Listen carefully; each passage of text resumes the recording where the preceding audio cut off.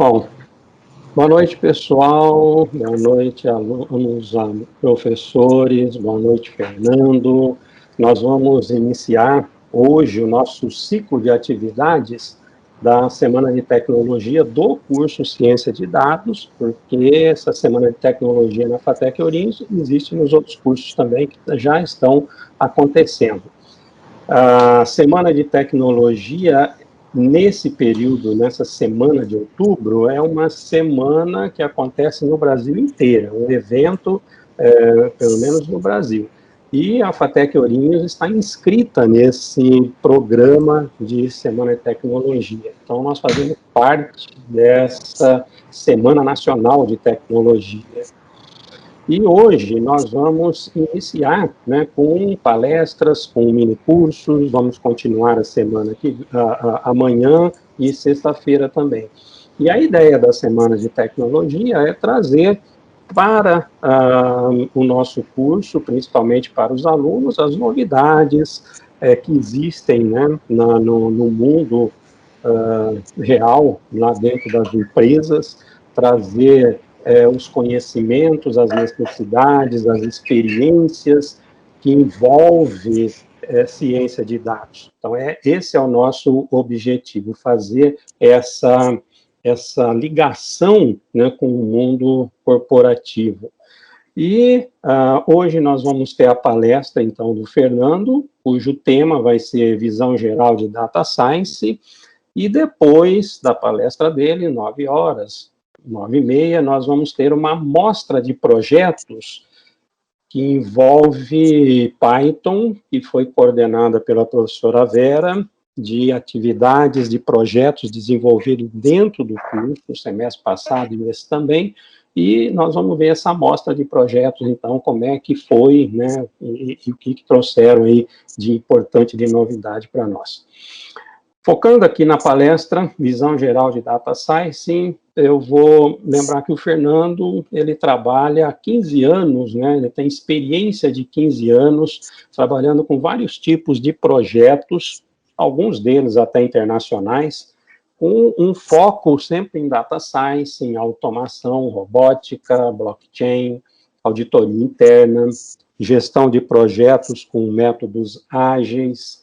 E então essa é a visão que ele vai trazer para nós hoje da ciência de dados. O Fernando, ele tem uma graduação em engenharia da computação, tem pós-graduação em análise de sistemas, tem MBA em gestão de negócios, também MBA em data science, em inteligência artificial, em big data, e tem várias certificações aí de TI. Atualmente, ele já falou, né, ele é gerente sênior da Avanade, na área de Data Science e Inteligência Artificial. Ele já atuou em outras empresas, inclusive nos Estados Unidos. E a Avanade é uma fornecedora de serviços digitais e em nuvem também, e tem soluções, oferece, né, soluções de negócios baseado nesse ecossistema da Microsoft. Ele vai dar mais detalhes, né, sobre isso, mas dá para a gente ter uma visão geral do Fernando, das suas atividades, das suas atuações, e o que ele vai trazer para nós hoje, da experiência dele, do mercado, de cases que ele já trabalhou, já realizou em ciência de dados. Fernando, seja bem-vindo ao nosso curso Ciência de Dados. Bem-vindo a essa Semana de Tecnologia. Agora eu deixo com você a palavra. Fique ótimo. Obrigado. Então, boa noite, pessoal. Eu vou compartilhar minha tela aqui para poder começar. Vamos lá.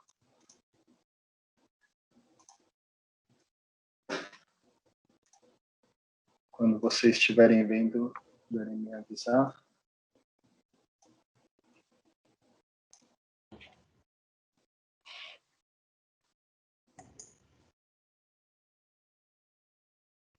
Tá aparecendo para vocês? Sim. Então, legal. Vamos lá. Eu tinha colocado aqui um primeiro slide onde eu falava um pouco do meu histórico, mas o seu Sidney já comentou. Mas é basicamente isso. Então, nesses últimos 15 anos, eu tenho atuado bastante na área de analytics, né, e e é uma área que teve muita mudança, né, nesses últimos anos. Então, se eu for pensar lá no meu início, né, quando a gente falava um pouco de analytics, era muito mais falando de SQL, alguma coisa um pouco mais básica, né, e essas coisas foram evoluindo nos últimos anos, até que, ainda quando eu estava na UI, aí pensando uns 5 anos atrás, começou a ficar muito mais forte, né, sistemas, todas essas tecnologias emergentes, né, que acabaram ficando mais em foco. Entre as data science, eu diria que é a que mais chama a atenção de todo mundo, mas eu atuei também um pouco com RPA, com blockchain, eu vou comentar um pouco aqui, porque eu entendo que existe uma sinergia entre elas e data science. Mas, pensando em data science, eu começaria falando um pouco de dados, né? Acho que esse é o maior desafio que a gente encontra quando vai fazer um projeto. Pode parecer meio simples eu dizer isso, mas eu diria que a maioria dos problemas que a gente enfrenta em projetos são relacionados a dados, né? E se a gente for pensar por que isso acontece hoje, né, pensando de uma maneira mais simples, por que essas coisas acontecem hoje? Se a gente for pensar o tempo que demorou, né, para atingir 50 milhões de usuários, algumas das coisas que a gente usa hoje, então, por exemplo, um telefone demorou 75 anos. Vocês podem ver que esse tempo vai ficando cada vez menor conforme a tecnologia evolui e conforme o tempo passa, né? Então, o rádio 38, a televisão 13, internet 4 anos, iPod 3, Facebook em 2 anos. E o Facebook já faz um certo tempo que foi lançado. Quando a gente começa a pensar em alguns outros itens, por exemplo, o jogo o Angry Birds, por exemplo, ele demorou 35 dias para atingir 50 milhões de usuários. E o Pokémon GO, quando foi lançado, demorou 10 dias. Então, o que isso significa, né? Não sei se vocês já pararam para pensar a quantidade de dados que cada um desses itens que a gente comentou são gerados, né? Então, quando a gente pensa no desenvolvedor, imagina a quantidade de tráfego que vai ter entre o usuário jogando e o servidor, o tipo de informação que ele passa, ele vai passar geolocalização, ele vai passar talvez o modelo do celular, o que ele vai passar, né? A quantidade de informações que isso é gerado. Então, isso que eu já coloquei no primeiro tópico para a gente pensar. E ainda falando de tecnologias, né? A gente fala um pouco, por exemplo, de IoT. IoT, vocês sabem, né? Que teve diversos comerciais que até passou na televisão sobre cidades inteligentes, né? Tinha até uma propaganda da Microsoft que falava sobre, você sabia que quando chove, lá numa padaria vende mais pãozinho e etc. Que tem tudo a ver, né, desses sensores, né? Sensores de temperatura, de pressão, enfim, de umidade. Então, pensando em IoTs, tem uma organização, né, o IDC, que ele estima que até 2025 a gente vai ter por volta de quase 80 zettabytes de dados, né? Quando a gente pensa que um zettabyte equivale a 250 bilhões de DVDs, vocês conseguem imaginar a quantidade de informação que a gente está falando. Isso a gente está falando só dados que vêm de IoT, sem contar todos os outros dados que são gerados por outros devices, pela internet, enfim, dados de empresas que não vêm especificamente de IoT. Então, o volume de dados está crescendo cada vez mais. Então, com todas essas informações, a gente começa a conseguir fazer coisas diferentes com essas informações, né? Então, trouxe mais alguns exemplos aqui para a gente pensar, né? O pessoal comenta que hoje, em uma semana de dados, né, de notícias que saem do New York Times, ela representa mais informação do que alguém que do século XVIII teria em toda a sua vida. Então, o volume de dados vem crescendo cada vez mais. E a gente tem diversos exemplos. Pensar, por exemplo, em aviões, né? Quando aqueles sensores dos aviões, em 2006, eles geravam por volta de 30 kbytes de dados. E hoje os sensores geram por volta de 500 gigas. Então, isso aqui são só exemplos do quanto o volume de dados cresceu nos últimos anos. E por que tudo isso é importante, né? Quando a gente fala de dados, a gente não está falando só de dados estruturados, né? Aqueles dados que vêm de um arquivo Excel, ou que vem numa tabela no SQL, ou que vem de um outro banco de dados específico. A maioria desses dados, eles são dados não estruturados, né? Então, pode ser imagem, som, vídeo, ou informações que de alguma maneira você não consegue torná-lo de forma tabular, o que dificulta muito o seu uso, né? E o que a gente está dizendo é que 80% desses dados que a gente tem no mundo hoje, eles não são estruturados. Ou seja, tudo que a gente, não tudo, mas vamos dizer, a maioria do que a gente faz hoje é em cima desses outros 20%. E esse que é o grande ponto onde a gente pode atacar para ter mais informações, né? E além disso, tem outro número que é muito interessante, que 90% dos dados do mundo foram criados nos últimos 2 anos. Então, esse gráfico acho que mostra bem, né, como isso vem crescendo de maneira exponencial. Então, imagina se a gente falar daqui mais 5, 10 anos, o tamanho que vai estar isso aqui, né? Então, quantas informações, como é que a gente vai fazer para tratar tudo isso e usar esses dados de uma maneira que a gente realmente consiga transformá-lo em sabedoria, né? Consiga usá-lo para alguma coisa. E aqui eu trouxe essa imagem só, que é um último ponto sobre dados que eu acho muito interessante. Não sei se todo mundo já conhece esse site, esse Everminal Today, que ele faz uma análise a cada ano, né? A gente pode pegar de diversas versões dos anos passados e ver como isso mudou. Mas se a gente olhar aqui em 2020, só nessa imagem, olha a quantidade de informação que a gente está falando, né? Tá. Em 1 minuto, quer dizer, 70 mil pessoas, 70 mil aplicações para trabalhos no LinkedIn, em alguma vaga. Né? 150 mil mensagens no Facebook. 52 mil pessoas conectadas no Teams, que nós fazemos parte dela hoje, né? Então, 500 horas de vídeo são feitas upload no YouTube. Então, quer dizer, todas essas informações que está aqui, esse vídeo do YouTube, algumas das informações do Facebook, LinkedIn, a gente tem aqui diversos outros que depois é legal vocês darem uma olhada, só por curiosidade, mas a quantidade de mensagens WhatsApp, enfim. O volume de dados é gigantesco e fica cada vez mais difícil a gente conseguir tirar alguma informação disso, e mesmo conseguir tratar tudo isso. Então esse é o grande ponto onde Data Science entra.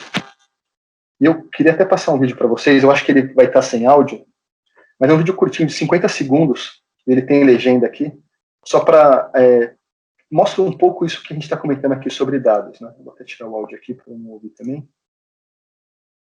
sei se vocês estão conseguindo ver bem.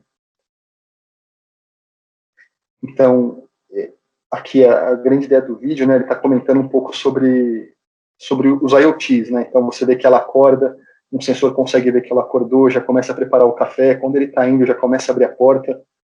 O carro, ele anda automático, né? Conforme esses que a gente tem hoje do Tesla. Então, quando ele está chegando, a câmera vai olhar, vai fazer o reconhecimento da placa. O próprio sensor já mostraram onde tinha a vaga. Então, quer dizer, tudo isso está sendo feito automaticamente. Eles estão mostrando aqui toda a parte da internet, das turbinas, como um efeito. Então, ele está mostrando a utilização dos dados, né, junto com a IoT, junto com algumas técnicas para a gente conseguir utilizar esses dados ao nosso favor. Então, ele está mostrando um ciclo, né? Então, você vê que lá inicia com o gatinho tomando leite, ele passa por toda a etapa e vê como isso tudo volta. Então, esse é o grande ponto, né? Os IoTs, eles chegaram para ficar, né? São todos sensores que geram muitos dados e a gente precisa conseguir trabalhar com isso para fazer sentido. Então, legal. Passando um pouco mais agora para a parte de tecnologias, antes de entrar especificamente em analytics, a gente discutir um pouco mais o tema, eu puxei só esses 2 ganchos aqui, porque eu acho que estão todos conectados, né? A gente falou um pouco de IoT, agora, que fala então desses sensores que geram informações. Tem mais 2 pontos que são de tecnologias emergentes, que estão muito famosos no mercado, que talvez vocês já tenham ouvido, que é blockchain e RPA. O blockchain, não sei se todo mundo já conhece, mas ele é aquela tecnologia, né, que foi inventada para trazer mais segurança nas informações, né? Então, ela é a base do Bitcoin. Então, o que o blockchain prega, que todas as informações que estão lá, né, elas são aprovadas via consenso por todos que estão conectados naquela rede, então seria impossível uma fraude, porque uma vez que você muda uma informação, aquele bloco, né, aquela cadeia de informações, ela é quebrada, e para cada uma daquelas ligações tem um hash, eles estão todos conectados, então quando você mudou um, ele já muda o seu código. E como todos têm que ter um consenso, né, todo mundo conectado naquela rede tem um consenso, uma vez que um muda, ele faz a comparação com todos os outros, e que essa informação não está igual, e o que tem menor número é descartado. Então você só conseguiria fraudar se você tivesse 50% mais um daquela informação, só que aquela informação ela é alterada a cada X tempo e isso torna muito difícil. Ele é um tema um pouco mais complexo, eu só queria dar uma passada porque o blockchain pode ser uma das fontes daquilo que a gente vai utilizar, né? Eu já fiz diversas apresentações, discuti com várias empresas, como, por exemplo, imagina uma empresa de, talvez, chocolate, que ela faz o transporte desse chocolate por caminhões. Só que vocês sabem que o chocolate, quando ele esquenta muito, ele derrete, depois ele endurece de novo, fica aquele aspecto meio feio. Então ele precisa ser transportado a uma certa temperatura. Então as pessoas podem colocar sensores dentro daquele caminhão, para ter certeza que a refrigeração do baú não foi desligada por qualquer motivo, enfim, e também para verificar se o caminhão seguiu a rota que deveria e coisas desse tipo. Você pode pôr um sensor lá. Só que nada impede de alguém chegar e mudar alguma configuração nesse sensor, por exemplo. Então, o blockchain poderia entrar, onde você coloca a própria configuração daquele sensor. Você sobe no blockchain, então aquele dado não pode ser alterado, se for, você vai saber que ele foi. Você pode fazer com que aqueles dados que são capturados no sensor também subam automaticamente para o blockchain, então impedindo que qualquer pessoa que é intermediária no meio do caminho altere essa informação. E esses dados você pode usar posteriormente para você montar algum tipo de análise, né? Seja para analisar o tempo do trajeto, ou você, com base naquilo que você aprendeu, você conseguir fazer uma previsão melhor do tempo que demora para chegar, ou o dia que os caminhões vão chegar. Então, enfim, o blockchain ele pode ser um input para a gente usar essa informação. Eu citei aqui um pouco também de RPA.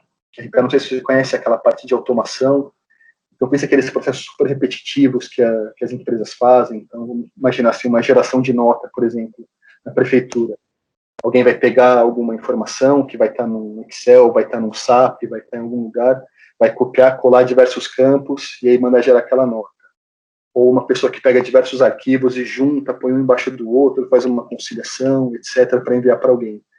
Os trabalhos manuais repetitivos, você pode usar o RPA, que o pessoal acaba classificando como um robô, mas é um software, né, uma plataforma não invasiva, então você não precisa fazer nenhum tipo de mudança em sistema, não é nada que roda em background, ele roda como se fosse uma pessoa mexendo no mouse, entrando lá e clicando, só que muito mais rápido que uma pessoa, e ele não precisa pensar, ele não tem dúvida, né? Ele vai seguir aqueles parâmetros que você colocou de senha, o que ele precisa fazer, as ações que ele tem que tratar. E o RPA, ele está muito envolvido com o Analytics como um todo, porque ele tanto pode gerar dados que você pode utilizar depois. Então, se você precisar capturar dados de diversos sistemas e você não pode fazer mudança no sistema por qualquer motivo, você poderia usar o RPA para isso, para capturar esses dados. E até tem uma evolução do RPA, né, nos níveis mais avançados, onde você tem esse robô cognitivo, né, onde você... A gente tem o chatbot como um exemplo disso, mas que até poderia ser mais, né, então, onde você vai colocar machine learning, redes neurais ali para otimizar as atividades desse robô, né, o que ele pode fazer, e aí tornar ele mais interessante, mais inteligente, né, não só seguir tarefas pré-definidas. E aí a parte de analytics, que acho que é a grande estrela do que a gente vai conversar hoje, né. Até pela escolha do curso de vocês, eu imagino que muitos já conheçam um pouco melhor da tecnologia, como funciona, e eu vou tentar trazer aqui também um pouco da visão de negócio, né, que tem quando a gente discute isso com as empresas, o que eles geralmente têm de problema, e como muitas enxergam isso, até para ajudar vocês, né, depois no mercado de trabalho, quando vocês forem ter esse tipo de discussão, já estarem mais preparados para a discussão que geralmente tem, né. Então, eu sempre... Esse slide, e a maioria desses que estão aqui, vários deles tem muitas discussões que eu geralmente levo nas discussões com as empresas, mas quando a gente fala aqui de dado, né, dado é basicamente qualquer coisa que chega. Pode ser dados que são confiáveis, que não são, com alguma coisa faltante, você pode precisar ou não, é tudo aquilo que a maioria das empresas gera. Quando você começa a filtrar aquilo que realmente é importante para você, ele vai virando informação. E daquilo você consegue tirar alguns insights de negócio, você começa a entender o que aconteceu, então por que alguma coisa seguiu por um certo caminho e por que não seguiu pelo outro, você começa a tirar alguns insights de lá, e aí você começa a ver e fala, poxa, legal, essa informação realmente é importante, isso me ajudou por algum motivo. E quando você começa a usar ela para começar a tomar gerar um suporte na sua decisão, né? Começa a usar aquilo para balizar o que você deve fazer. Então, se você já sabe que um tipo de coisa demora X, você sabe que você tem que se preparar para talvez sair um pouco antes, ou avisar algum fornecedor, algum cliente, etc. Aí você realmente transforma esse dado numa sabedoria, né? Você usou ele para suportar a sua tomada de decisão. E quando a gente fala sobre toda essa jornada, toda essa parte de dados, de analytics como um todo, a maioria das empresas brilha o olho quando a gente fala de data science, né? A gente fala assim, olha, vai ser super legal, eu vou vir aqui, vou montar um modelo para você que vai prever coisas do seu futuro. Então, quanto você vai gerar de receita, ou qual vai ser a sua venda, ou quantos produtos de determinado segmento você vai conseguir produzir. Isso chama muita atenção das empresas.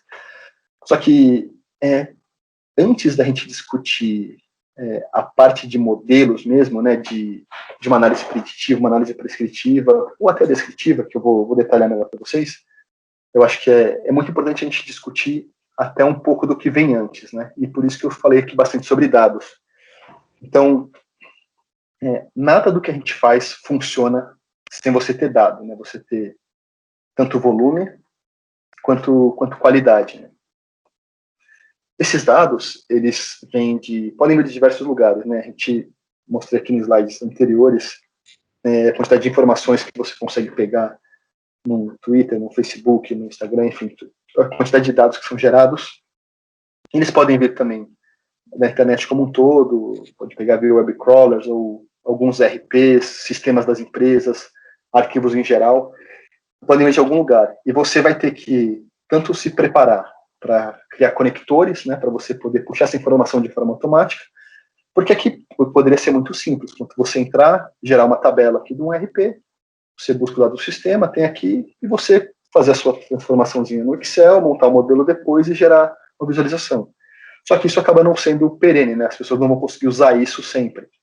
E esse que é a grande beleza das coisas, né? O pessoal conseguir ter uma evolução, conseguir gerar várias informações. Então, você precisa pensar aqui nesses conectores, né? Para você fazer uma ingestão. Isso, até um certo tempo atrás, muitos compravam diversos servidores, né? Você ia aumentando cada vez mais o seu parque de servidores, tinha que ter uma equipe muito grande para fazer manutenção, etc. Mas eu acabei nem colocando aqui porque a maioria das empresas, o que elas estão fazendo hoje é justamente sair, né, dessa parte on-premise, né, que ficaria em servidores locais, para ir para a cloud, né? Então, você ter toda essa parte de host de dados, né, em algum lugar, então, seja, as mais famosas são a Microsoft, né, que tem o Azure, o AWS, a Google, tem essas clouds onde você consegue colocar os dados lá. E aí tem diversas maneiras de tratar isso lá, tem como infraestrutura na nuvem, ou então uma plataforma, ou então como serviço. Aí eu não vou entrar muito em detalhe, mas aí tem diversas maneiras que as empresas podem trabalhar. E mesmo vocês mesmos conseguem. Eu sei que a Microsoft tem, não sei se todos têm, mas quando você entra, você tem até uma quantidade de créditos que você consegue usar para você poder explorar, saber como funciona. Enfim, mas então você teria aqui que fazer alguma coisa de ingestão. Eu conheço mais da parte da Microsoft, porque a Avanade é uma empresa que parte dela é Microsoft, então a gente usa bastante essas ferramentas. Então, eu vou citar aqui alguns exemplos, mas só para vocês terem como referência. Então, você teria um Data Factory, que é uma ferramenta de ingestão, você consegue criar, schedular quando ele vai puxar essas informações, criar aquele pipe de dados, fazer algumas transformações mais simples nele, e você faria isso, subiria para a nuvem. Então, você fala assim, poxa, legal, tenho meus dados na nuvem aqui, mas será que esses dados, né, que é isso que a gente estava falando aqui, será que tudo que tem aqui, eles são informações, né, realmente o que está aqui é relevante? Será que eu não preciso fazer uma transformação? Talvez eu tenha dados que são minuto a minuto, alguns de hora em hora, alguns que são uma vez por mês. Talvez eu precise fazer alguma transformação aqui, fazer alguma métrica, montar algumas regras para alterar alguns itens, para que eu realmente tenha informação da maneira que eu preciso para conseguir aplicar um modelo, talvez. Então, tudo isso você faria aqui. Então, aqui teria algumas ferramentas, por exemplo, a Microsoft usa muito, tem o Databricks, poderia ser um SQL, poderia ser alguma outra coisa, mas o Databricks é o mais usado atualmente. até porque consegue também tratar grandes volumes de dados, etc. Então você poderia vir aqui, faz essa transformação, e aí você joga num data warehouse. Então aqui você teria aquela sua informação limpa. E é em cima dessa informação que a gente vai querer trabalhar, né? Aqui você tem realmente tudo aquilo que você precisa, para aí sim a gente começar a discutir sobre a criação de modelos, sobre analytics em si. Aí em cima daqui que você vai pensar como é que você vai criar aquele seu modelo, o que você tem que pensar que qual é a sua pergunta de negócio, né? O que você quer prever? Você quer diminuir a sua ruptura de produtos no final? Então, quer dizer, você quer evitar que venda mais do que você tem para entregar? Ou você quer evitar sobras? Então, a gente está falando um pouco mais de coisa mais ligada à parte de logística, né? Toda essa preparação. Ou você quer conseguir prever melhor o seu preço? Ou você quer pensar numa segmentação de clientes, você entender onde você vende mais e tentar entender o porquê? Enfim, aqui você aplica tudo isso. E o ideal é depois você criar um dashboard para ajudar todo mundo para conseguir visualizar aquilo que você pensou. Né? Então, você fez uma análise exploratória aqui, já tem isso bem claro, você colocou um modelo, você entendeu. E é legal jogar aqui numa visualização para você conseguir levar isso, compartilhar com outras pessoas que talvez não conheçam tanto sobre o assunto, mas possam usar isso para suportar uma tomada de decisão. Acho que esse que é, por isso que eu estava contando sobre uma jornada. Né? Então, essa parte dos modelos, geralmente esse é o objetivo das empresas, né? Ter um modelo e colocar isso num dashboard para ajudar a tomar de decisão. Só que para você chegar lá, você tem uma etapa que você precisa passar. E aqui tem diversas coisas que eu não vou me aprofundar, mas talvez você tenha que falar sobre governança, né? Onde é que está o dado que você vai pegar, qual é o dado confiável, segurança, discutir arquitetura, o que faz sentido, mas enfim, tem muita coisa que rola aqui. Mas se você realmente poder chegar aqui e falar assim, cara, legal, agora eu posso montar isso. Porque muitas vezes quando você tenta já seguir direto por esse caminho, você às vezes não tem todas as informações que você precisa, ou elas não estão da maneira que você precisa, e aí fica muito difícil você conseguir gerar um modelo com uma acurácia alta que responda aquela pergunta de negócio que é feita pelos clientes. Eu não sei o quão profundo todo mundo é, então vou dar uma passada geral aqui, para pelo menos nivelar o conhecimento de todo mundo. Né? Então, quando a gente fala analytics, é um termo muito amplo que está sendo muito usado hoje. Mas eu, particularmente, divido isso de duas maneiras. Né? A gente pode falar dele pensando mais em BI, né, Business Intelligence, ou mais pensando em Advanced Analytics, né, que envolve a entrada de modelos matemáticos.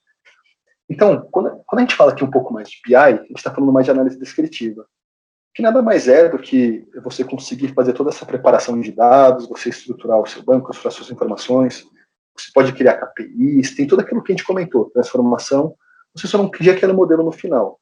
Mas isso daqui já é muito importante, e é o que a maioria das empresas já fazem, que é você pegar essa informação, tratar e jogar num dashboard. Isso vai servir para ela conseguir olhar para trás, entender o que aconteceu. E com base nisso que aconteceu, ela consegue entender melhor e consegue, ou se ela quiser seguir dessa maneira, quer continuar os resultados da maneira que estão, ela segue igual, ou se ela entende que alguma coisa aconteceu errado, ela tenta mudar para ver se isso vai mudar alguma coisa no futuro. Então, é basicamente o que a maioria das empresas já fazem. Por mais que hoje está tendo muitas mudanças, por todas as tecnologias novas que estão gerando, isso aqui ainda é, vamos dizer assim, a base da maioria das análises que as pessoas fazem. Quando a gente pensa em análise preditiva, esse eu acho que é o grande foco da maioria das companhias hoje, né? Em todo lugar você vê o termo machine learning, todo mundo tem interesse, quer entrar. Então, se a gente pensar aqui, todo mundo sabe que não tem nenhuma magia, que é basicamente matemática. Você vai pegar aqueles seus dados, você pega aqueles seus históricos, e é por isso que a gente está falando que dados são muito importantes, né? Os dados históricos, quanto mais, dependendo do algoritmo que você usar, quanto mais tempo melhor, né? Pode mudar um pouco dependendo do objetivo, mas você ter bastante informação para você conseguir reproduzir os efeitos que você quer ter e o seu modelo conseguir aprender com aqueles dados para conseguir gerar predições mais precisas, né, no futuro. Então, eu vou dar um exemplo simples aqui, só para vocês entenderem como é importante. Então, imagina que você tem uma indústria e você quer fazer uma manutenção, uma análise preditiva para manutenção. Então, simples, né? Vamos imaginar que você tem um sensor lá que mede, sei lá, temperatura, pressão e vibração. Você pega aquele sensor, você pega todos os dados dele, você tem lá 2, 3 anos de dado, vai colocar aquilo em um modelo que você criou com base no seu entendimento dos parâmetros que vão ser colocados, E ele vai ficar lá e vai aprender.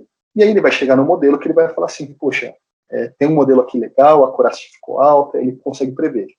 Nada mais é que ele vai pegar historicamente quais foram as variações desses sensores que eles começaram a ocorrer antes que tivesse a quebra. E a partir do primeiro momento que ele conseguir identificar uma das mudanças que no passado, sei lá, 2 semanas depois gerou uma quebra, ele já vai te avisar. E aí com isso você consegue se preparar e você consegue pensar melhor. Agora imagina que você tenha 3 anos de dado, mas essa máquina só quebrou 3 vezes ao longo desse ano. Você não vai conseguir fazer isso, porque pegando aquele histórico dos 3 erros, ela vai olhar aquilo que aconteceu e só vai conseguir dizer para você que vai quebrar se uma daqueles 3 exatos cenários acontecer. Isso não vai refletir a realidade. Então, por isso, quando a gente fala de ter bastante dado, são dados que realmente explicam aquilo que você quer responder. Se ter 3 anos de dado sem quebra, não vai adiantar.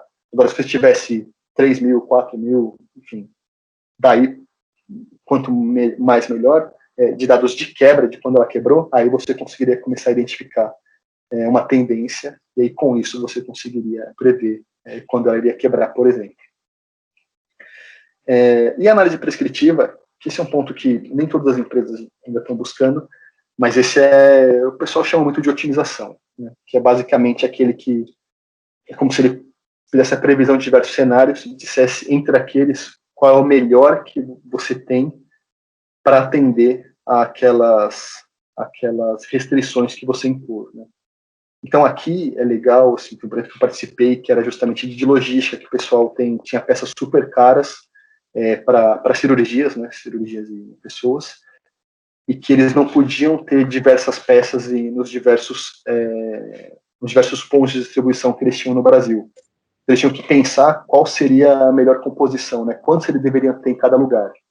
E aí a otimização vai fazer isso, né, com base em diversos parâmetros e as restrições que você coloca, ele vai te dizer, olha, o melhor a fazer é você ter 1 aqui, 3 aqui, 2 lá, devido ao histórico e tudo que você colocou de restrição. Esse aqui acaba sendo um pouco mais avançado, porque ele já leva em consideração vários outros itens que não consideram aqui. Mas esse aqui que é o nosso objetivo hoje, que é justamente o que a maioria das empresas tem procurado. Então, quando a gente fala aqui um pouco de análise preditiva, a maioria das empresas também, muitas pessoas que não são da área, tem muita dúvida, né? O que é inteligência artificial, o que é machine learning, o que é o deep learning que a galera fala. Então, eu trouxe aqui um slide até para ficar depois de referência para vocês, porque eu achei muito legal. Então, quando a gente fala de inteligência artificial, ele é o todo, né? Ele é o que engloba tudo aquilo que a gente fala. Então, que nada mais é do que alguns sistemas, algoritmos que tentam reproduzir o nosso comportamento, né? Então, tomar o tipo de decisão que a gente tomaria e tentar, vamos dizer assim, entender aquilo lá e gerar algum caminho. Quando a gente fala de machine learning, aí ele, na verdade, está uma camada um pouco mais abaixo, né? Que é justamente aquilo que eu falei. Então, ela é uma das abordagens da inteligência artificial, mas focada para realizar predição baseada em histórico. Então, você faz aquele... E eu vou citar aqui, eu vou me aprofundar um pouco mais, tá? Aqui eu dei um exemplo de treinamento com histórico de dados, mas tem um modelo sem histórico, enfim, tem outros. E tem também a parte de deep learning, que a gente pode discutir um pouco também no próximo slide, mas eu nem coloquei um slide específico, mas aqui está muito ligado à parte de redes neurais, eu posso citar um pouco de como é feito, então, toda a parte de reconhecimento de imagem, tudo mais, como ele funciona. Tá? Então, quando a gente fala especificamente de machine learning, eu acho que essa imagem, ela fala bastante, né? Então, a gente tem gente que discute sobre esses 3 ou 5 modelos, mas eu gosto de classificar especificamente entre esses 3 tipos de modelos.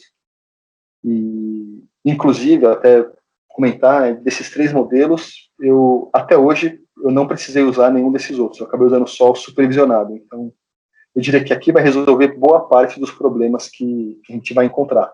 Mas é claro que sempre tem espaço para discutir os outros também. Então, quando a gente fala de machine learning, a gente fala a gente pode dividir entre então, o supervisionado, o não supervisionado e a parte de aprendizado por reforço, né? Então, o que são eles? O supervisionado, ele nada mais é do que aquele exemplo que a gente comentou, né? Então, é um algoritmo que ele vai aprender com o que você tem no passado. e você pode utilizar ele de diversas maneiras, né? Então, a gente vai fazer uma classificação de imagem, um forecast que eu comentei de preço ou de previsão de demanda que você vai ter, enfim, e como que ele funciona. Então, é basicamente aquilo, né? Então, vamos imaginar que a gente tem uma tabela, e eu gosto muito do exemplo, inclusive, de um que eu vi no site do Kaggle, que eu cheguei a fazer, não sei se todo mundo conhece, é um site que ele estimula uma competição para ver quem consegue criar o melhor modelo para alguns problemas que eles colocam lá. E aí, enfim, tem diversos prêmios de dinheiro, etc. E lá também tem um pedaço que é colocado mais para o pessoal conseguir treinar, né? Então eles têm algumas bases de dados, eles citam alguns problemas e vão explicando como isso é feito. E lá tem um exemplo interessante que é do Titanic, especificamente de aprendizagem supervisionada. Então ele te dá todos os dados, né? E ele vai te explicando para você conseguir fazer algum tipo de análise em cima daquilo. Então tem diversas informações. Então se a pessoa tinha mais dinheiro ou não, que você consegue ver isso com base na cabine do Titanic que ela tinha ficado, o sexo, a posição social, a idade, tem diversas coisas. E com base nisso, ele vai te guiando para você conseguir dizer, se utilizando machine learning, com base naquelas informações, se você consegue dizer se naquele naufrágio quem teria conseguido sobreviver e tenha sido salvo após o naufrágio e quem não conseguiu. E aí você consegue ver que realmente tem uma correlação naqueles dados, né? Então, quando a gente vai comparar, o número de crianças que se salvaram é maior do que de adultos. De mulheres que se salvaram é maior do que o de homens, de classe social, enfim, diversos pontos, ele consegue mostrar lá que tem uma relação. Então, você conseguiria fazer uma extrapolação de diversas outras pessoas que estivessem lá com diversas características se conseguisse salvar ou não. E esse é um exemplo que você poderia aplicar para qualquer coisa, né? Então, você poderia colocar para esse exemplo que eu falei de empresas ou até mesmo para testes, para você conseguir simular como isso funciona. E quando a gente fala aqui de não supervisionado, aí a gente fala que é como se fosse basicamente essas mesmas informações, só que, citando esse mesmo exemplo que eu falei do Titanic, por exemplo, aqui ele vai te passar quem conseguiu sobreviver ou não. E você vai usar isso, então você vai pegar uma parte da sua base, que aí varia muito, 30% até 70%, você vai treinar em cima daquilo. Então você vai ter todas as características e vai falar o que aconteceu com a pessoa. E com base nisso ele vai estudar, e aí depois você vai usar aquela outra base que sobrou para você conseguir testar aquilo e ver se o seu algoritmo tem uma acurácia alta.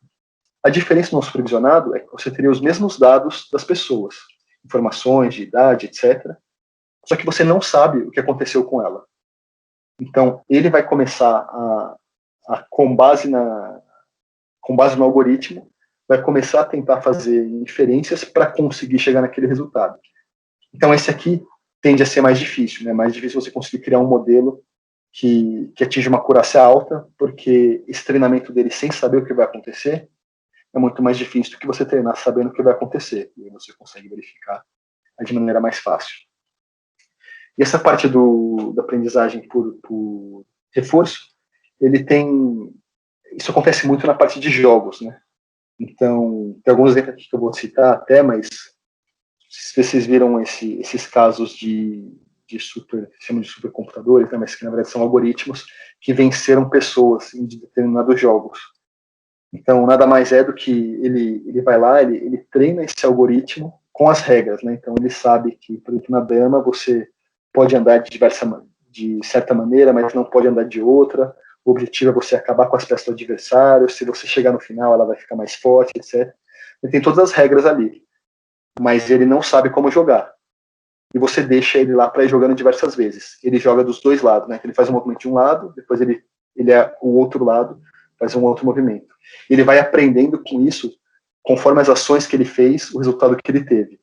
E você vai fazendo isso diversas vezes, até que uma hora ele começa a aprender e ele já sabe jogar. Só que ele aprendeu a jogar sem o nosso viés, né? Sem uma pessoa ensinando. E aí que depois quando ele vai jogar contra os grandes campeões de determinados jogos, ele acabou vencendo já vários deles.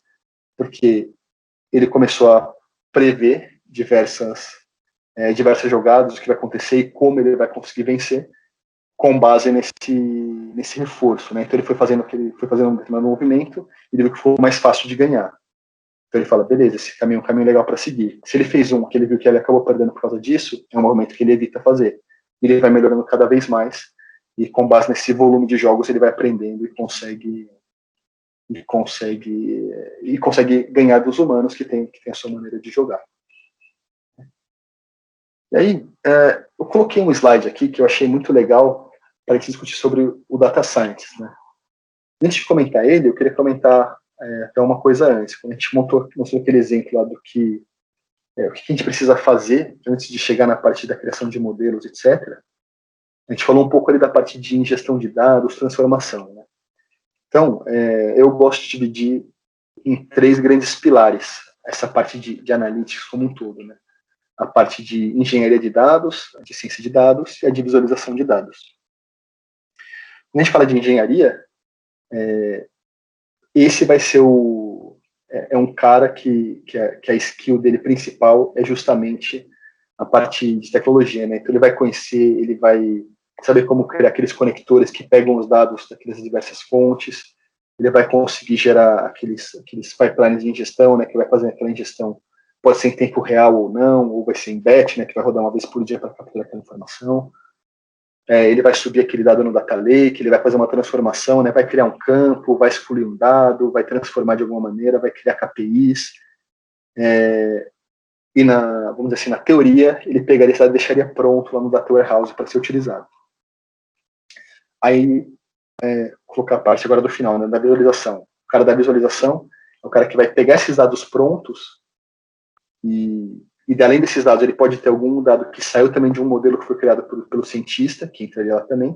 Ele pegaria todos aqueles dados que já estão prontos lá para serem consumidos, e ele colocaria isso lá num gráfico. Então, ele é um cara que talvez tenha essa visão mais... Ele pode ter uma visão mais de user experience, né? Então, entender como é que ele vai criar um gráfico. Será que ele mostra como uma barra? Ele mostra como um gráfico de bolhas? Como é que será que ele tem que colocar lá as cores? Ele vai conseguir montar lá e vai conseguir montar algum tipo de análise, né? A gente vai tentar mostrar de alguma maneira mais fácil para o pessoal que vai utilizar aquela informação. E aí, no meio disso, eu colocaria o Data Scientist. Por quê? Hoje, o mercado ele acaba exigindo bastante da pessoa com esse perfil, né, com essa função de Data Scientist. Porque o cara que faz engenharia de dados, o forte dele é justamente em preparar aquela informação. Na maioria, assim, não na maioria, mas muitas vezes, eu acho, alguns deles já têm algum tipo de conhecimento de criação de modelo, de maneira mais simples, né? Faz uma regressão mais simples, alguma coisa ali que não precise muito aprofundamento. Mas o Data Scientist, muitas coisas acabam entrando nesse perfil, né? Então, a gente falando aqui um pouco da parte de matemática e estatística, né? Então, a gente precisa entender justamente nessa análise exploratória, conseguir entender os dados, como isso está impactando naquele seu modelo, né, o que você poderia mudar, entender, será que faz sentido ter mais ou menos variáveis, será que vai ajudar a responder melhor, né, entender aquela correlação entre elas, e aqui, gente, um pouco disso que a gente comentou, né, então, também precisa saber um pouco da parte de programação, então você conseguir montar, talvez você não seja o cara que vai montar toda a parte de ingestão de dados, mas você vai ter que montar aquele seu modelo, você vai ter que usar ferramentas para isso, né? Que a gente até citou que vai ter algumas sessões agora, a partir das 9, relacionadas a exemplos de Python, etc. Então, Python, R, são ferramentas que são muito utilizadas para você realmente conseguir aplicar isso que a gente comentou, né? Então, esse conhecimento de matemática e estatística, algum conhecimento no negócio também faz todo sentido, porque quanto mais você conhece do negócio, mais fácil fica você conseguir ter uma discussão com os especialistas e conseguir discutir melhor sobre os parâmetros, né? Então, você conseguir discutir como aquilo vai impactar, porque você ter esse tipo de soft skill de discussão, acho que também faz todo sentido para você conseguir trabalhar melhor com a informação. A parte que eu comentei aqui da programação, né? Então, uma coisa em Python, Data, alguma coisa de preparação de base, porque talvez uma coisa muito complexa tenha alguém específico para montar, mas eu cheguei a fazer alguns projetos mais simples, coisas mais rápidas, geralmente para testar a eficácia de um modelo, onde o próprio data scientist ele vai lá, ele prepara o dataset dele, faz essa pequena transformação mais simples, já prepara para ele poder seguir. Então, também é interessante, bem como um pouco de visualização, porque muitas vezes é difícil discutir com uma pessoa que tem um conhecimento muito mais profundo em estatística. Né? Meu background não é em estatística, então quando eu discuto com estatísticos, às vezes fica mais difícil, né? Ele vai discutir por que ele usou uma fórmula bayesiana e por que ele usou o parâmetro tal, ou que quando ele colocou, multiplicava pelo alfa tal, ficava difícil. Então eu falava para ele, cara, você consegue discutir comigo mostrando isso no gráfico para entender como isso gerou um impacto no final? Então é importante para conseguir se comunicar, que é justamente o último ponto, né? Então você conseguir ter esse storytelling, você explicar como é que você chegou até lá, o que você pensou, como isso impactou no final, e você conseguir mostrar isso de alguma maneira para ficar fácil, né? Fácil para todo mundo conseguir entender. Então, o data scientist acaba sendo um profissional mais completo. E é claro que uma pessoa talvez tenha mais facilidade com 1, 2 pontos, enfim, e outro com menos, mas diria que esse aqui acaba sendo um consenso mais geral, né, do que cobre um data scientist. E eu queria citar aqui alguns exemplos, talvez alguns que vocês já conheçam, né? Toda a parte de sugestão de filme no Netflix, vocês provavelmente já conhecem. Não sei se vocês sabem que o Netflix, para cada perfil de pessoa, ele mostra uma imagem diferente no título. Porque ele tem um algoritmo de machine learning que ele consegue identificar o perfil das pessoas e pelo tipo de filme que eles assistem, ele consegue identificar o tipo de cena que faria mais sentido mostrar ali. E depois ele percorre o filme, procura uma cena que tem a ver com aquilo, que remete àquele tipo de emoção que te agrada e ele coloca para cada pessoa. Então, nem para todos é igual a imagem que ele mostra. E aí alguns que você já conhece melhor, como o Facebook, aquela parte de identificação de imagem, que antes ele ficava perguntando para você, né, se essa pessoa é tal pessoa, e depois que a gente treinou o algoritmo dele, hoje ele já não faz isso, ele já sabe quem é a pessoa. Mas o que a gente fez foi justamente a gente serviu como essa base de treino e teste para ele, para ver se funcionava. Né, o Amazon, que foi um dos precursores que falava, poxa, quem comprou isso aqui também comprou esse outro item. O Gmail, quando vê lá a partir do que é spam e não é spam. A própria Siri do iPhone, enfim, e que tem também todos os outros modelos de celular.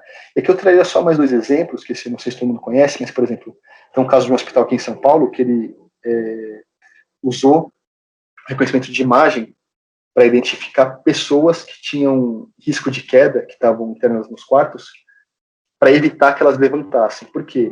O problema de negócio deles é que eles estavam tendo muito custo com o processo de pessoas que caíam e se machucavam. Então, eles colocaram lá uma câmera que ficava identificando toda vez que o cara levantava, primeiro fizeram uma base de treino e teste com várias imagens, toda vez que ele levantava, gerava um alerta para o enfermeiro e ele já ia direto para o quarto para evitar que essa pessoa caísse. Um exemplo aqui também nas indústrias, que a maioria das indústrias você precisa usar EPIs para entrar em determinadas áreas. E era muito difícil controlar. Então, um dos algoritmos de utilização que eles foram feitos foi colocar uma câmera, por exemplo, em alguns lugares específicos, e que ela consegue identificar se a pessoa está com ou sem o EPI, e dependendo da resolução, ela consegue ver pelo crachá qual é a pessoa, ou até o próprio reconhecimento da face. Para aí você poder também avisar alguns que estão pelo setor para entrar em contato com a pessoa e conseguir fazer esse alerta. Tá? Eu trouxe aqui alguns itens só para a gente refletir, né, quando a gente fala de inteligência artificial. Então, toda essa parte de reconhecimento de voz, né, para fazer esse speech to text, né, a Microsoft já fazia em 94. Então, esse aqui, o Deep Blue, foi aquele computador da IBM que venceu o campeão de xadrez. Né? Isso já foi feito em 96. Então, ali a gente já tinha um modelo que conseguia fazer esse aprendizado e vencer esse grande campeão. Isso aqui foi quando o Watson, né, da IBM, venceu aquele jogo Jeopardy, que tem campeonato de resposta nos Estados Unidos e tal. Ele conseguiu ganhar esse jogo. Esse aqui, que foi um caso muito recente, que esse jogo Go, que é um jogo asiático lá, oriental, que falam que é um dos jogos mais difíceis que tem, né, que tem diversas variáveis, muitas jogadas, e usando esse mesmo algoritmo, né, de reforço, ele conseguiu aprender jogadas diferentes e ele venceu o campeão mundial de Go. Então, realmente, a gente conseguiu ver como a inteligência artificial avançou bastante nos últimos anos. E aí sei que o tempo está um pouco apertado, agora eu só queria passar esses 2 cases antes da gente abrir para perguntas. Mas isso aqui são 2 cases que eu realmente trabalhei, tá? São de projetos que eu fiz até o início desse ano e no ano passado. Esse primeiro é um caso de previsão de demanda, que entra muito em linha com aquilo que a gente estava comentando lá, né? Então, o grande objetivo da companhia era conseguir ver... Era uma companhia química, tá? E ela queria prever determinados tipos de materiais que ela produz, quanto vai ser a demanda de cada um deles, para ela conseguir preparar, né, as fábricas dela, o forno e tudo mais, para criar aquela quantidade necessária, sem sobrar muito e sem faltar, para ela conseguir produzir mais dos outros e conseguir melhorar não ter muito estoque, enfim, e conseguir deixar tudo preparado para ela conseguir vender. Então, esse era o grande desafio, mas por mais que esse seja um grande problema de negócio, não foi o principal desafio. O principal desafio foi ela não tinha as informações da maneira que a gente precisava para conseguir gerar. Então, esse era um projeto que ele estava planejado para durar por volta de 6 meses, e na verdade a gente ficou 7 meses só fazendo toda essa parte de preparação de dados, antes de conseguir começar a discutir a criação de modelos.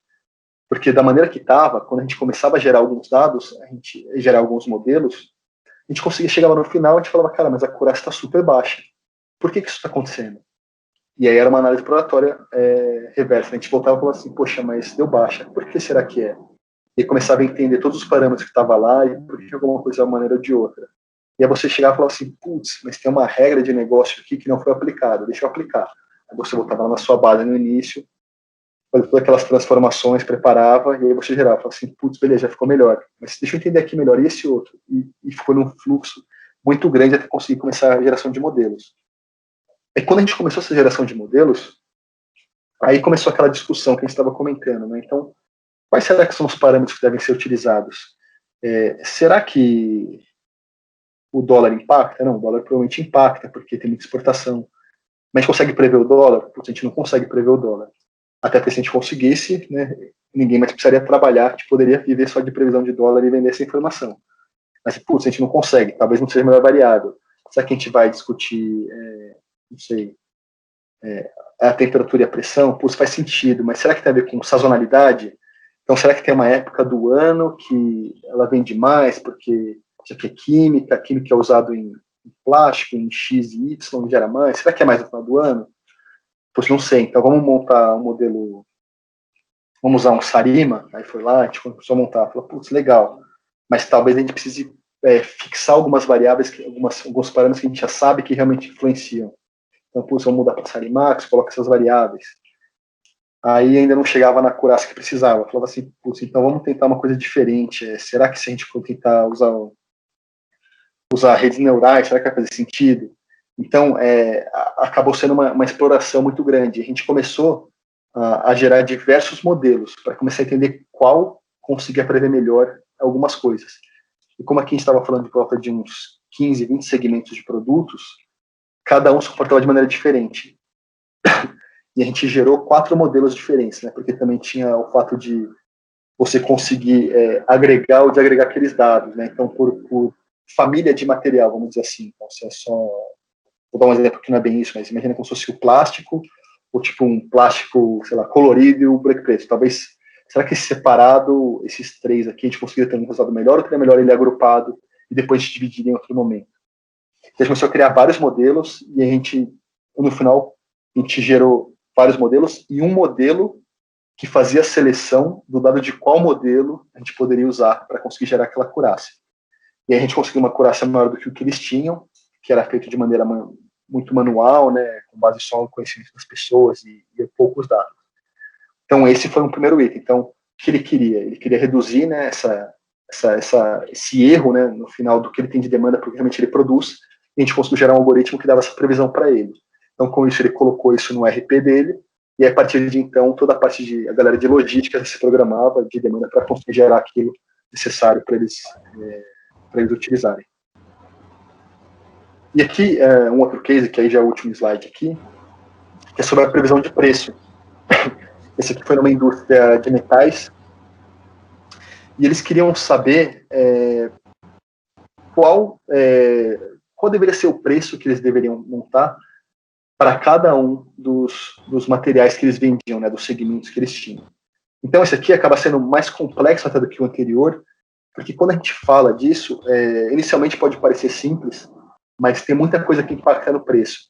Então, aqui, tem muito daquela parte que eu comentei de ter um conhecimento do setor, né, da indústria, como aquilo funciona. Esse projeto é um projeto que envolveu tanta parte de engenharia, de visualização, de ciência, e também muitas pessoas da parte tanto de estratégia de precificação, quanto pessoas com conhecimento da indústria. Porque é muito difícil, quando você não conhece nada daquela indústria, entender quais são os parâmetros que impactam naquele preço.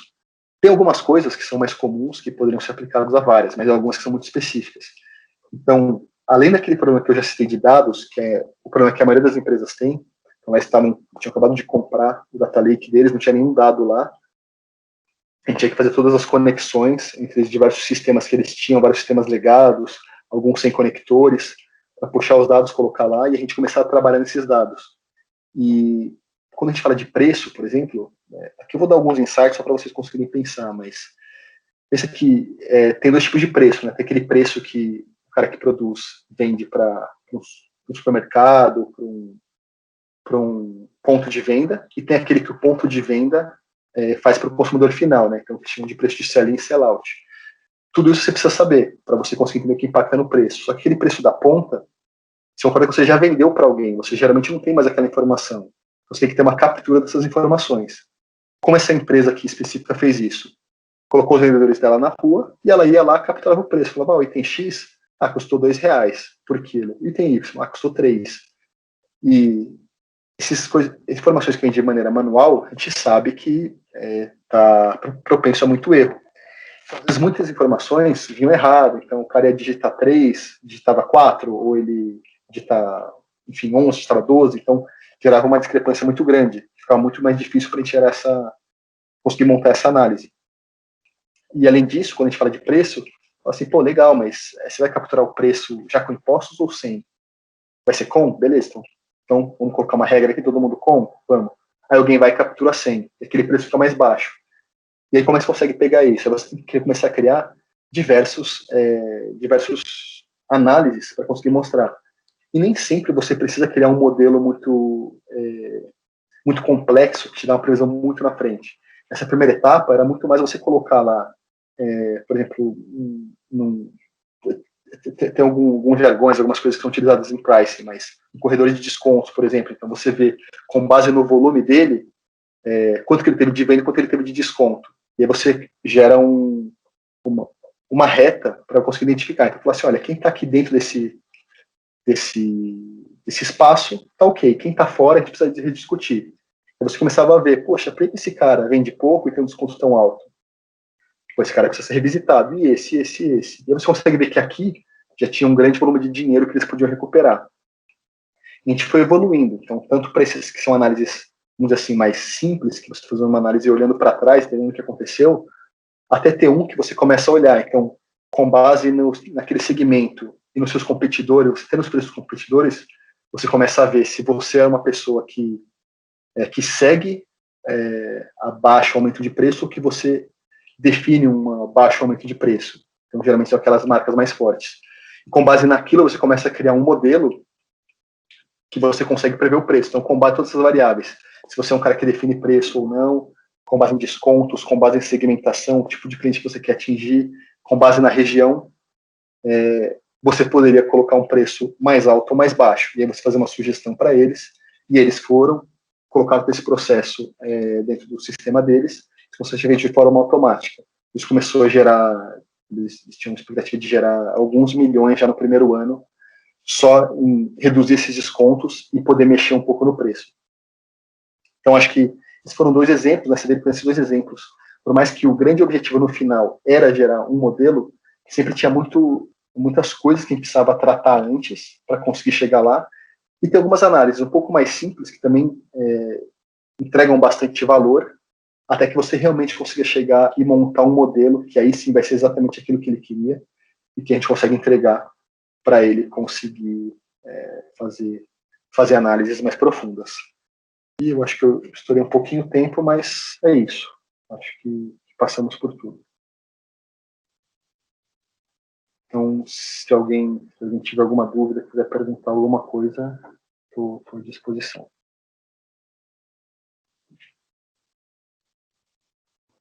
Exato, pessoal. Agora está na hora de vocês fazerem as perguntas. Você pode abrir seu microfone, fazer a pergunta, ou então deixar ela no chat aí para que o Fernando possa responder para você. Se ele não conseguir responder tudo hoje e você deixou lá no chat, nós vamos encaminhar para ele para que ele responda depois para você. Então vamos lá, primeira pergunta. Boa noite. Oi, boa noite. Eu gostaria de saber, assim, o nosso comportamento, tanto quanto consumidor como pessoa, está sempre mudando. Como faria para a máquina reaprender? Como a gente sabe quando chegou esse momento? Isso bom, geralmente nesse tipo de projeto, a gente geralmente, tendo uma consultoria, né, então a gente vai lá, cria esse modelo e faz essa entrega para o cliente. Mas a gente sempre reforça que, justamente como você comentou, os dados mudam e aqueles parâmetros que a gente criou, aquele algoritmo que a gente fez, pode não mais fazer sentido depois de um tempo. Então, as empresas, elas revisitam de tempos em tempos e várias vezes elas contratam até consultorias para fazer esse novo aprendizado de tempos em tempos. Tem uma coisa que eu citaria aqui, que nem sempre seria aplicável, mas que eu falei rápido sobre Deep Learning. Mas não sei se todo mundo está por dentro, quando a gente fala de Deep Learning, falando então de redes neurais, que ele funciona mais ou menos nesse caminho que a gente está comentando. Então, como é que você treina uma rede neural, né? Então, você joga uma foto para ele e fala assim, olha, isso é um cachorro. Você vai jogar uma foto e fala, olha, isso é outro cachorro. Você vai jogar de novo e você vai treinando. Como é que ela funciona? Ela tem várias camadas de decisão, que a gente não sabe como funciona, mas a gente chama de redes neurais justamente por ser semelhante aos neurônios. Então, ela vai ter uma primeira camada que ela vai fazer algum tipo de análises que podem ser simples ou não, e fazer sentido ou não para a gente. Mas ela talvez vai olhar aqui, ela vai ver que se o pelo é mais escuro, ele vai achar que é um cachorro. Talvez já chegar na próxima camada, ele vai fazer a análise de novo e falar assim, putz, talvez não faça sentido. Talvez seja pelo tamanho. Acho que eu falo assim, poxa, talvez seja pelo número de patas. E ele vai fazendo diversas análises. E ele vai reaprendendo com os novos dados que vão gerando, porque cada vez que ele passa, ele vai passar pelos neurônios e eles vão aprendendo. Então, o Deep Learning pode ser um caminho, ou não. Ou você pode manter mesmo um modelo mais simples de Machine Learning, supervisionado, e de tempos em tempos você revisitar aquele modelo para ver se faz sentido mexer em algum parâmetro, se tem algum tuning que você precisa fazer para ele continuar fazendo sentido.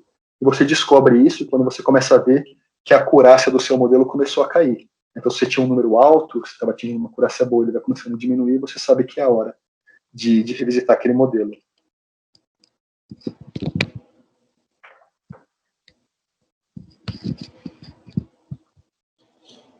Mais alguma pergunta, pessoal? Fiquem à vontade.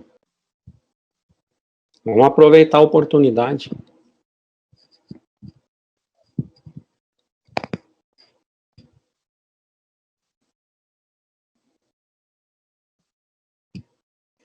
Ninguém mais? Eu vou fazer, então, uma pergunta, já que ninguém se habilitou.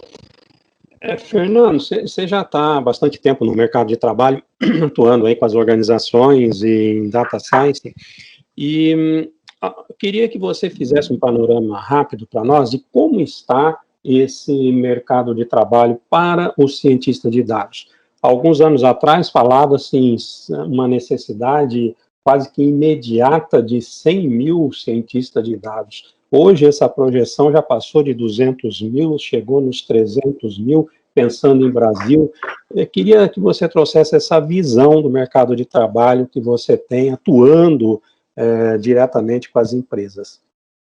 Legal, acho que faz sentido, assim, esse ponto é um ponto que, inclusive, hoje mesmo eu estava discutindo sobre isso, porque está muito difícil, né, encontrar esses profissionais, porque o assédio está sendo muito grande para trazer essas pessoas, porque foi como eu falei, né, então a gente tem diversas etapas antes de chegar na parte do data science, mas toda essa parte de engenharia, de visualização, é alguma coisa que já estava acontecendo há um pouco mais de tempo. Você tem mais profissionais que são qualificados para conseguir fazer isso.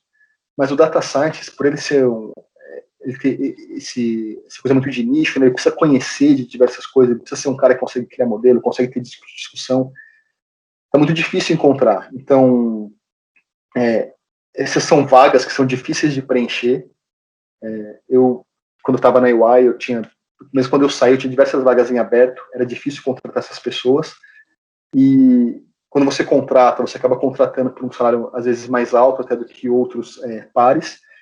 E é difícil encontrar, porque se você é um data scientist bem qualificado, né, você é um cara que você conhece bem, você tem essa base, né, de estatística, você entende como é que funciona cada modelo, como é que você define cada parâmetro, isso já é um grande diferencial. E você conseguir pegar isso, que tem um estatístico, conseguir colocar isso no sistema, né? Você conseguir montar o algoritmo de machine learning, você conseguir discutir com as pessoas para entender aquela informação, discutir parâmetros, ver o que deveria entrar e sair, conseguir mostrar isso para as pessoas, muito difícil, porque a gente está pedindo um profissional que tenha diversas skills diferentes. E nem todo mundo, é muito difícil encontrar pessoas que têm tudo isso. Então, se você é um cara que tem esse perfil, você é disputado por muitas empresas, né? É um ponto que é muito difícil encontrar. Então, geralmente, se vocês forem olhar, e é simples, se vocês olharem no LinkedIn de um data science, um cara que vocês sabem que é bom, você vê que várias vezes ele acaba trocando de empresa, ou ele cresce muito rápido, porque é um profissional que tem muita procura, e quem tem quer manter, né, e quem não tem quer contratar de quem tem. Então, eu acho que vocês escolheram um ótimo nicho para estudar.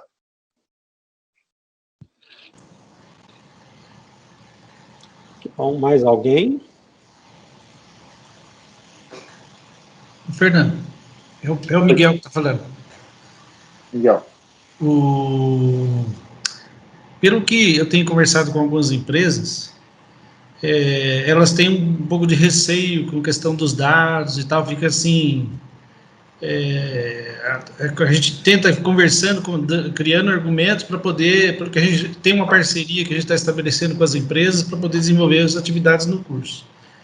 Bom, mas aí, por exemplo, se você já teve problema com relação a LGPD, e qual seria a sua dica para driblar essa questão de se ele botar, por exemplo, uma empresa colocar como problema a LGPD? O que você faria, mais ou menos assim?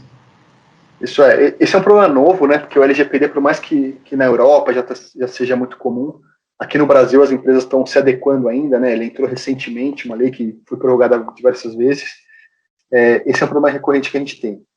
O que acontece trabalhando em empresa é que geralmente antes da gente ter acesso a esses dados, todo mundo precisa, ou a empresa ou as pessoas individuais, dependendo da empresa que a gente vai se relacionando, pede que a gente assine um NDA, né, que é o Non-Disclosure Agreement, que é meio que dizendo que a gente se compromete a não divulgar nenhum desses dados com ninguém, enfim, são dados que são sensíveis, que não podem ser compartilhados. Mas ainda assim, tem alguns que mesmo assim a gente não recebe. Então, quando você fala de projetos, por exemplo, de RH, projetos de RH, por mais que você assine, geralmente a solução acaba sendo anonimizar aquele usuário, né? Então ele tem uma maneira, ele tem um ID que ele consiga cruzar depois com o ID para saber o nome da pessoa, mas ele não passa para a gente. Então ele passa como se fosse um ID fake que depois ele consiga fazer um depara e voltar lá, para a gente poder ter as informações. E ainda assim, dependendo do nível de informação, no caso de RH, por exemplo, eles não passam. Mas eu acho que nesse caso que você comentou, a maioria das empresas funciona bem com o NDA. Não sei como é que funciona a relação com uma faculdade, com uma universidade, para eles conseguirem passar. Mas esse acaba sendo o caminho que a gente costuma seguir. Ou anonimizar os dados, ou assinar algum termo que a gente se compromete a não divulgar essas informações.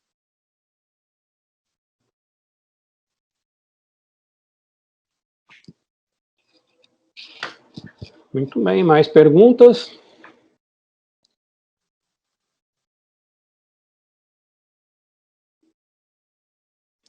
Fernando, eu pediria para você descompartilhar o seu documento para que a gente possa ver você.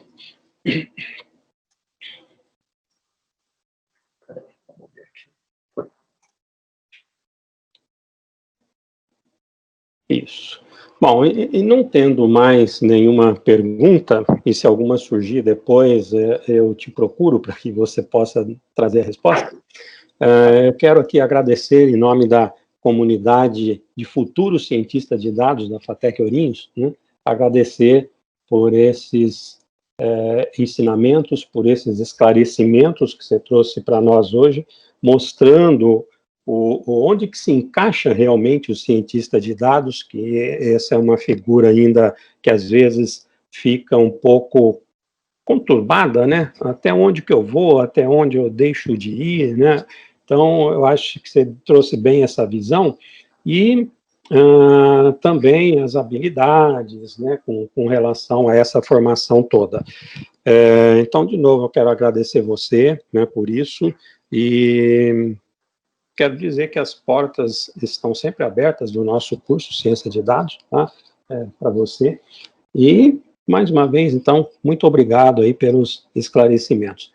Deixa eu olhar aqui. Tem uma perguntinha da Ana Gabriela, pode ser? Ela diz assim, claro. Que cursos, além da faculdade, fazer para se tornar esse profissional requisitado? Além da faculdade.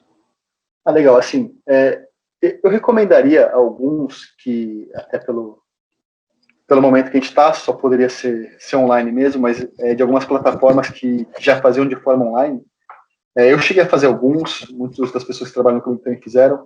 A gente pode ver algumas plataformas dessas, por exemplo, Udemy, Agora, que eles têm exemplos, tem diversos cursos que são bem hands-on, né? Então, ele explica um pouco da teoria, te dá um contexto, e depois ele te dá alguns exemplos, ele te fornece os dados, ele vai dizendo o que ele fez passo a passo para conseguir montar, e te deixa um dataset para você conseguir montar depois também. Então, eu procuraria alguns, tem um muito bom que tem lá no Udemy que eu cheguei a fazer, que é um curso de, se não me engano, umas 40 horas, que ele faz todo esse passo a passo. Então, esse talvez seja legal para ter um pouco mais, um pouco de vivência, né, de alguns exemplos que tem na vida real, que geralmente essas pessoas que apresentam são pessoas que estão nessas grandes empresas, tipo na Amazon, Netflix, no Google, e eles citam lá alguns exemplos e vão criando passo a passo. Tem alguns até que eles focam um pouco mais em Python, em R, tem alguns que mostram das duas tecnologias para vocês poderem escolher aquela que faz mais sentido. Mas eu iria por esse caminho, porque são cursos um pouco mais rápidos, você consegue ter uma certa profundidade, ver se de repente você fez um de Python, você vê se o Python que você gostou mais, você pode fazer um de R, ver se esse é o caminho, e você conseguir conhecer visões diferentes também de como fazer aquilo. Eu iria por esse caminho. Ok. Bem, Fernando, essa não vai ser a única vez que você vai fazer uma visita para nós aqui, trazendo seus conhecimentos, né? Pode ter certeza que nós vamos trazer você mais vezes aqui para conversar, né, sobre ciência de dados e o mundo que se relaciona a essa nova profissão, né? Então, mais uma vez, muito obrigado por ter disponibilizado o teu tempo. Você poderia estar tranquilo aí na sua casa, né, descansando, e tomou esse tempo para vir aqui nos atender em essa palestra, né, de grande valia para todos nós, tá? Muito obrigado. Ótimo, pessoal, foi um prazer. Qualquer coisa é só entrar em contato, então. Tá ok, tá? Obrigadão. E sinta-se convidado, nós vamos continuar agora com uma amostra de projetos, tá? Pode participar com a gente aí, se você ainda tiver tempo disponível, tá? Tá ótimo. Obrigado mesmo, Fernando.